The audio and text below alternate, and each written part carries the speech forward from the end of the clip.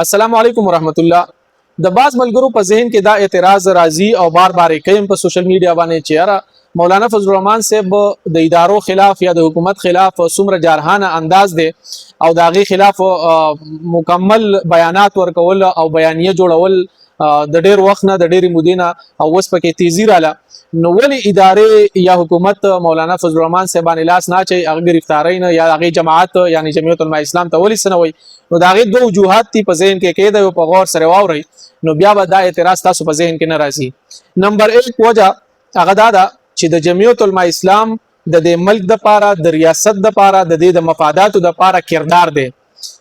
او دویم نمبر وجه د جمعیت العلماء اسلام په ملک کې سټریټ پاور دی چې هغه سټریټ پاور په نوجوانانو باندې مشتمل دی د نوجوانانو یو طاقت دی د عوامو طاقت دی د دې جماعت سره وز د دې مثال ویم او په مثال باندې پوهه کومه د جمعیت العلماء اسلام د ملک د پاره د ریاست د پاره چې کوم مفاد دی او هغه مفادو د پاره کردار دی هغه په 1973 آئین کې د جمعیت العلماء اسلام یو مضبوط کردار او د هغې په جوړولو کې ذوالفقار علي بوټو په سرپرستی کې چونکه هغه وزیر اعظم او دویم نمبر چې کله په 1998 کې اټم بم دماکې کې دی نو دا هغه وخت وزیر اعظم نواز شریف هغه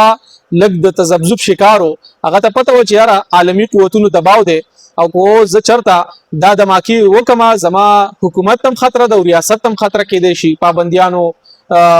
ضد کې راتلی شي دغه شان نور قصې راتلی شي بهر حال هغه لږ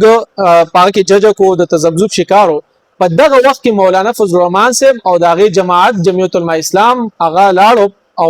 نواز شریف ته او دغه وخت کابینه ته ویل چې تاسو بالکل معیارېږئ په دې حق لبانې عوامي سپورټ هم تاسو سره دی او زموږ سپورټ هم تاسو سره دی بالکل شاته نه شي بالکل د وخت ضرورت دی دا دماکې چې دی دا وکي او په د چې کله مولانا صاحب او دغه جماعت نواز شریف مطمئن کو به خبره باندې نو نواز شریف یعنی مکمل طور باندې په دې باندې راضي شو او غدماکې وشولې په ریکارډ باندې دا خبره پرته تاسو کتل هم شي کله چې بیا په 2001 کې امریکا رااله او په ملک کې یو مذهبي بغاوت شروع شو یا د ټي ټي پی په صورت کې یا نور نو په هغه صورت کې نوجوانان دړادړ د ریاست خلاف ټوپک راغستل او د ریاست خلاف جنگ کول هغه خپل یو قسم لا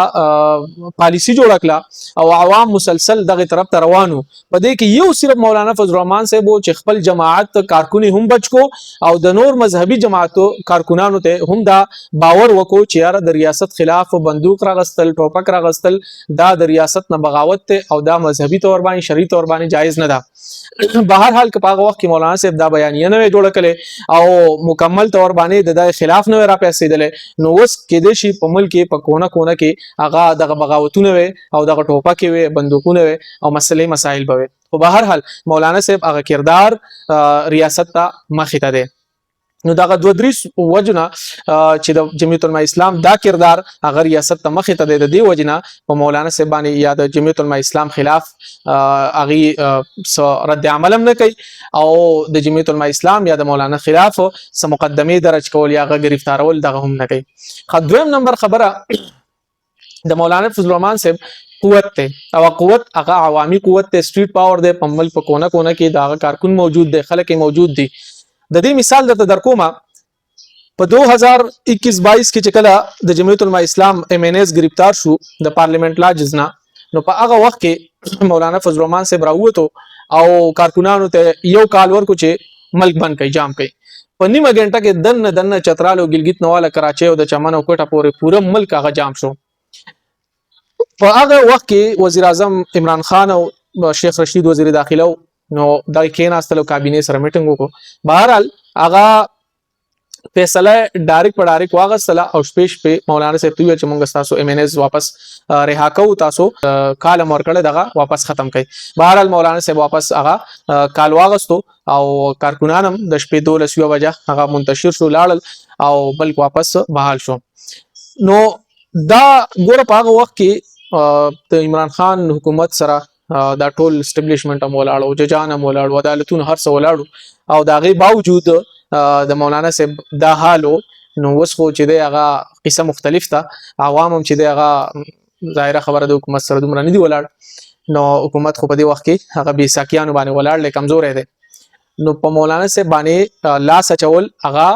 ډیر زیات د حکومت د لپاره مشکل کار دی د ریاست د لپاره په دې وخت کې مشکل کار دی چې یاره منګه کپدی باندې لاس اچو نو یو خود د هغه شاته ماضی کې چې کم کردار دی دا غې نه فیدا او ملک په لاس اچو نو یاره اسنه چې په ملک بغاوت خورشي او ملک چې دی هغه یو قسم لا انتشار پیدا شي فساد پیدا شي نو د دې سو وجونه هغه د دوه وجونه